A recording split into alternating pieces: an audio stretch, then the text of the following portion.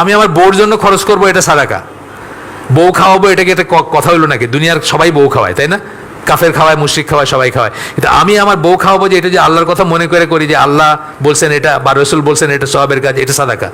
বউয়ের জন্য খরচ করবেন, এটা সাদাকা। আপনি কোথাও বেড়াইতে গেছেন, আপনি আসার সময় গিফট আনা, রসুল বলছেন বাড়ির জন্য গিফট নিয়ে আসতে, কোন একটা হাদিয়া নিয়ে আসতে, যাই হোক সেটা।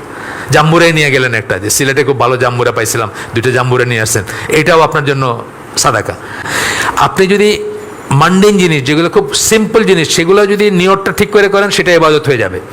যেমন আপনি আমাকে সালাম দিবেন, আমি অনেক সময় বলি, এয়ার হোস্টেসে সালাম দেয় না প্লেনে উঠলে?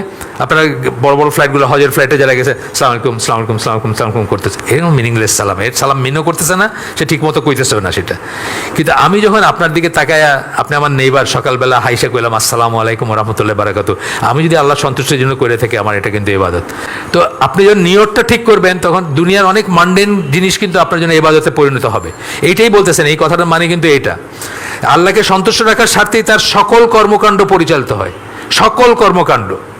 এবং এইসব জিনিসগুলো কি জাগতিক কর্মকাণ্ড, কিন্তু যে কটা বললাম সব জাগতিক। কিন্তু নেইবারকে সালাম করলেন, উইশ করলেন, ওই যে আমি কই আমাদের লিফটে সালাম করে হিন্দুরা, খুব লম্বা সালাম দেয়, এটা কি দুনিয়াবি একটা কাজ করতেছে সে? আর আমি যখন সালাম দিই, এটা দুনিয়াবি কাজ হতে পারে, আবার ইবাদত হতে পারে। আমার নিয়তটা কি তার উপর ডিপেন্ড করবে আর কি। গেল দ্বিতীয় অংশ, যেটা ওয়াশহাদু আন্না মুহাম্মাদান আবদুহু ওয়া রাসূলুহু, সেই অংশের কথা বলতেছেন।